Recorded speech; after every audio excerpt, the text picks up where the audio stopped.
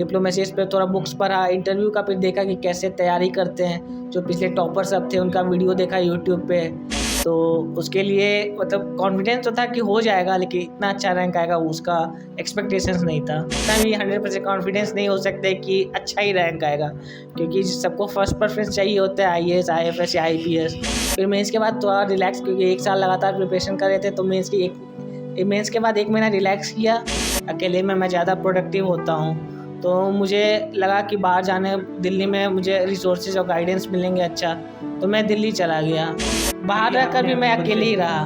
Pre आपने खुद से निकाला? जी, प्री भी खुद से, मेंस भी खुद से, इंटरव्यू में थोड़े मेंटर्स आए, तो मैंने अपना डैप प्रिपेयर किया, करंट अफेयर्स प्रिपेयर किया, फिर बहुत सारे मॉक इंटरव्यू दिए, वो भी काफ़ी अच्छे जाते थे, तो उसमें कॉन्फिडेंस आया। फिर मैंने इंटरव्यू दिया, उसके बाद थोड़ा कॉन्फिडेंस था कि हो जाएगा, तो मैं दिल्ली से सब चीज़ खाली करके घर आ गया। नमस्कार, मेरा नाम सानू झा है और आप लाइव सिटीज़ देखना शुरू कर चुके हैं। हम अभी बिहार के मधुबनी जिला अंतर्गत आने वाला एक घनी आबादी को जो इलाका चलता है, उस इलाके का नाम खुटौना है, वहीं पे हम लोग आए हैं। जो शख्स हमारे साथ अभी बैठे हैं, ये अपने आप में अब बहुत बड़े शख्सियत हो गए हैं। UPSC ने अपना रिज़ल्ट जारी कर दिया और उसके बाद लड़कियों के साथ साथ लड़कों ने भी अपना परचम फहराया है। और अभी हमारे साथ जो हैं शुभम जी हैं, मधुबनी के मूलतः निवासी हैं, खुटौना के निवासी हैं, और इन्हें ऑल इंडिया रैंक यानी AIR जो है वो 41वां मिला है। टॉप 15 कह सकते हैं, टॉप 100 कह सकते हैं। शुभम जी अभी हंस रहे हैं और हमारे साथ साक्षात्कार के लिए जुड़ चुके हैं। सबसे पहले hearty congratulation for your great success. Thank you so much. कहाँ से आपने शुरू किया, प्रारंभिक शिक्षा कहाँ से हुई, और आज जिस मुकाम पे हैं कहाँ देख रहे हैं अपने आप को? जी, मैंने प्रारंभिक शिक्षा बिहार से स्टार्ट की। मैंने क्लास 10 विद्या विहार आवासीय विद्यालय पूर्णिया वहाँ से किया। +2 मैंने दिल्ली पब्लिक स्कूल बोकारो से किया है। फिर मैंने graduation Hansraj college Delhi university से 2021 में कंप्लीट किया है। अब ये रैंक आया है, तो देखते हैं आगे ट्रेनिंग में क्या होता है, आगे क्या होता है। तो पहला अटेम्प्ट है, तो मुझे कुछ आइडिया है नहीं कि आगे क्या होता है। बस ये मेरी नया एक्सपीरियंस है, मैं इसको एंजॉय करना चाहता हूँ। पूर्णिया से आपकी प्रारंभिक शिक्षा दीक्षा हुई है, उसके बाद आपने ये जो दौर शुरू किया है, फर्स्ट अटेम्प्ट में ही आपने इसको क्लियर कर लिया, अपने आप में बहुत बड़ी बात होती है ये। जी धन्यवाद। मैं बहुत सारे दोस्त हैं जो वो भी फर्स्ट अटेम्प्ट में क्लियर किए हैं। एक राहत भी है कि फर्स्ट अटेम्प्ट में क्लियर हो गया है, क्योंकि फिर से एग्ज़ाम नहीं देना पड़ेगा, फिर से वही चीज़ पढ़ना नहीं पड़ेगा। क्योंकि कल रिज़ल्ट आया, कल सुबह में मैं पढ़ ही रहा था, क्योंकि 28 को अगला प्रीलिम्स होने वाला था, तो मैं उसके लिए ही पढ़ रहा था। रिज़ल्ट देखने के बाद राहत हुआ कि अब चलो ये फिर से पढ़ना नहीं पड़ेगा। मतलब ये आपको लग रहा था कि इसमें प्रिपरेशन में लग जाते हैं, क्या होगा नहीं होगा? हाँ, क्योंकि कुछ कह नहीं सकते हम, हाँ। कितना भी 100% कॉन्फिडेंस नहीं हो सकते कि अच्छा ही रैंक आएगा, क्योंकि सबको फर्स्ट प्रेफरेंस चाहिए होता है IAS IFS या IPS, और सीट तो है 900, जिसको अगर 700 800 रैंक आएगा वो तो फिर एग्ज़ाम देगा ही देगा। तो आपको टॉप 100 टॉप 200 में आना पड़ता है, तो उसके लिए मतलब कॉन्फिडेंस तो था कि हो जाएगा, लेकिन इतना अच्छा रैंक आएगा उसका एक्सपेक्टेशंस नहीं था। उन बच्चों के लिए आप क्या कहेंगे जो बच्चे यथासंभव प्रयास कर रहे हैं, नितांत प्रयास कर रहे हैं, अनवरत उनकी जो है वो प्रयास जारी है, लेकिन तब पर भी वो असफल हो जाते हैं। इस असफलता में आप किन गुणों को देख रहे हैं? जी, सबके लिए एक ही चीज़ तो मैं नहीं कह सकता, क्योंकि सबके असफलता का कारण अलग-अलग होता है। तो मैं उन्हें ये कहूँ, सबसे पहले पता करें कि कारण क्या है। क्या उन्हें मेंस में दिक्कत आ रही है, इंटरव्यू में, मेंस में कौन से स्टेज में दिक्कत आ रही है, कौन से पेपर में दिक्कत आ रही है। उनका अपना खुद का सिलेबस देख के कंप्लीट हो रहा है या नहीं, नोट्स पूरे हैं या नहीं। तो वो पहले अपना कारण जानें, फिर अपने मेंटर से उनसे पता करें कि आगे क्या कर सकते हैं। अगर किन्हें मुझसे ज़रूरत होगा कि किसी को भी गाइडेंस का, तो मैं दे सकता हूँ। तो आप पहले कारण जानिए, उस पे वर्क कीजिए, और मैं कहूँगा टेस्ट देते रहिए, फिर टेस्ट से आपको पता चल जाएगा कि आपको चूक कहाँ हो रहा है। जी, अगेन मैं कहूँगा कोई ब्लैक एंड वाइट चीज़ है नहीं। आप एक पर्सन पे डिपेंड करता है कि आपको घर पे रह के अच्छे से तैयारी हो जाती है तो अच्छी है, नहीं तो अगर आपको बाहर जाना है तो बाहर भी जा सकते हैं। जैसे मैं बाहर गया, क्योंकि मैं बचपन से ही बाहर रहा हूँ, क्लास 4 से हॉस्टल में, तो मुझे अकेले रहना ज़्यादा पसंद है। अकेले में मैं ज़्यादा प्रोडक्टिव होता हूँ, तो मुझे लगा कि बाहर जाने, दिल्ली में मुझे रिसोर्सेज और गाइडेंस मिलेंगे अच्छा, तो मैं दिल्ली चला गया।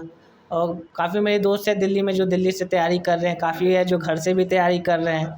तो जो आपको अच्छा लगता है आप वो कीजिए। नहीं तो घर में अगर कोई तैयारी करते हैं तो अगर आप बाहर जाते हैं, बहुत सारे लोगों से मिलते हैं, शिक्षकों से मिलते हैं, वो परामर्श और घर तक रहकर एक मोबाइल तक, एक लैपटॉप तक सीमित होने में कितना अंतर है? जी, अंतर मैं कहूँगा ज़्यादा। जैसे मैं दिल्ली गया हाँ। तो मैं ये नहीं कहूँगा कि मैं बहुत लोगों से मिला। मैं दिल्ली में भी अकेले ही रहता था। ये एक ही रूम के बगल में था, उनसे बात होती थी। मेरे किस इंटरव्यू सिलेक्शन होने से पहले कोई भी बच्चे से बात हुई नहीं। इंटरव्यू सिलेक्शन होने के बाद काफ़ी ग्रुप्स बने तो काफ़ी लोगों से बातचीत हुई। जैसे वैसे भी कोचिंग मैंने ज्वाइन नहीं की थी तो कोई मैं ये भी नहीं कहूँगा कि कोई मेरे मेंटर्स थे। सब मेंस के बाद हुए हैं इंटरव्यू स्टेज में। तो बाहर प्री रहकर भी आपने मैं खुद अकेले से ही रहा। प्री आपने खुद से निकाला? जी, प्री भी खुद से, मेंस भी खुद से, इंटरव्यू में थोड़े मेंटर्स आए। हाँ। मेंटर्स को होना ज़रूरी है। ज़रूरी तो नहीं है, मैं कहूँगा कि मैं प्रीलिम्स मेंस बिना मेंटर्स, इंटरव्यू भी बिना मेंटर्स के। बट अच्छा, अगर आपको गाइडेंस चाहिए तो आजकल तो ऑनलाइन फ्री में मिल जाता है, नहीं तो आप कोचिंग ज्वाइन कर सकते हैं। मुझे लगा कि मेरा अपना स्ट्रैटेजी अच्छा है तो मुझे ज़रूरत कभी नहीं पड़ा। प्रारंभिक फेज से ही बच्चों को मजबूत होना चाहिए, या फिर जो सरकारी स्कूल के बच्चे होते हैं उनका प्रारंभिक स्टेज बहुत ही लो होता है, down to earth grass root level का आप कह सकते हैं। बच्चे उतने मेहनत भी नहीं कर पाते हैं अपने उस दौर में, जो उनका एक तरबियत जो इस तरह की होती है। लेकिन अगर आपको नहीं लगता कि बच्चे अगर प्रारंभिक तौर से ही अपने आप को मजबूत करें तो आप ही के जैसे एक अटैम्प्ट में ही इस चीज़ को अचीव कर सकते हैं?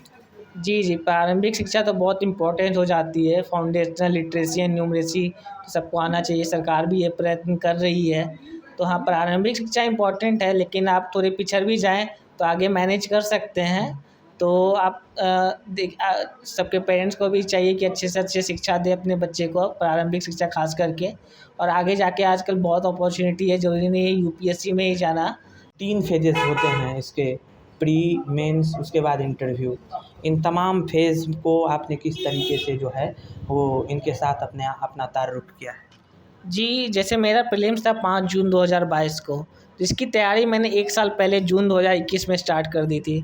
तो दोनों जो होता है प्रीलिम्स और मेंस, दोनों का एक साथ प्रिपरेशन होता है, क्योंकि सारे सब्जेक्ट्स कॉमन होते हैं प्रीलिम्स और मेंस में। तो मैंने इन दोनों का एक साथ प्रिपरेशन स्टार्ट किया। प्रीलिम्स के लिए मैंने बहुत सारे टेस्ट दिए और बहुत सारे नोट्स थे मेरे, उसको मैं रिवाइज़ करता गया, करंट अफेयर्स रखता गया। जैसे-जैसे प्रीलिम्स पास आता था मैं टेस्ट देते रहता, टेस्ट में अच्छे नंबर आते थे तो कॉन्फिडेंस अच्छा हो गया। फिर मैंने प्रीलिम्स दिया, अगले दिन मैंने आंसर की मैच किया तो मुझे कॉन्फिडेंस था कि मेरा हो जाएगा प्रीलिम्स। फिर उसके जस्ट नेक्स्ट डे मैंने मेंस की तैयारी स्टार्ट कर दिया। मेंस का तैयारी प्रीलिम्स का जस्ट एक्सटेंशन होता है, क्योंकि सब्जेक्ट्स कॉमन है और कुछ नए सब्जेक्ट्स ऐड हो जाते हैं, जो कि मेरे प्रीलिम्स से पहले ही कंप्लीटेड थे मेंस के प्रिपरेशन, बोथ ऑप्शनल, जीएस, ऐसे। तो उसके पहले भी मैंने बहुत सारे मेंस के टेस्ट दे चुके थे, तो मुझे ये काफ़ी ईजी हुआ। मेंस प्रीलिम्स के बाद जस्ट मैंने बस रिवाइज किया, टेस्ट दिया और वैल्यू एडिशन करता गया। जो भी नए बात पता चलते जाए, एग्जाम्पल, फैक्ट्स, कुछ भी नया चीज़, वो मैं अपने नोट्स में ऐड करते गया। फिर जैसे जैसे मेंस पास आया मैं और टेस्ट देते गया, फिर रिवीजन किया, फिर मेंस दे दिया। फिर मेंस दिया तो कॉन्फिडेंस था कि हो जाएगा, क्योंकि टेस्ट सीरीज में काफ़ी अच्छे नंबर आते थे और जो भी मैंने एग्ज़ाम दिया मुझे सारा पेपर टाइम पे कंप्लीट हो गया था, अच्छे से कंप्लीट हो गया था। फिर मेंस के बाद थोड़ा रिलैक्स, क्योंकि 1 साल लगातार प्रिपरेशन कर रहे थे, तो मेंस के बाद 1 महीना रिलैक्स किया। उसके बाद थोड़ा थोड़ा स्टार्ट किया प्रिपरेशन, नए नए बुक्स पढ़ना, क्योंकि मेरा फर्स्ट प्रेफरेंस आईएफएस था, तो थोड़ा फॉरेन पॉलिसी, डिप्लोमेसी, इस पे थोड़ा बुक्स पढ़ा। इंटरव्यू का फिर देखा कि कैसे तैयारी करते हैं, जो पिछले टॉपर सब थे उनका वीडियो देखा यूट्यूब पे।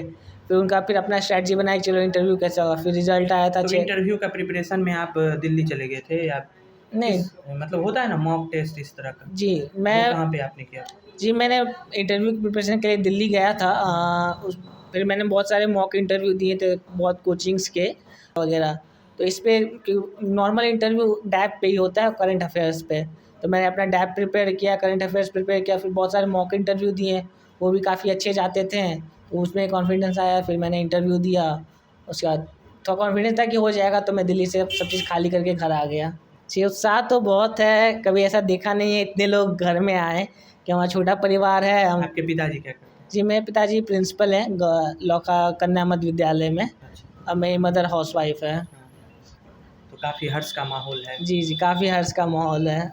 शुभम जी ने एआई रैंक जो है वो इनका 41वां रैंक आया है, और ये आप कह सकते हैं कि इनके लिए बहुत बड़ी बात है। फर्स्ट अटैम्प्ट में इतने बड़े पद पे काबिज़ हो जाना अपने आप में एक बड़ी बात है। ऐसे ही बने रहे तमाम छोटे बड़े खबरों के लिए लाइव सिटीज़ के साथ।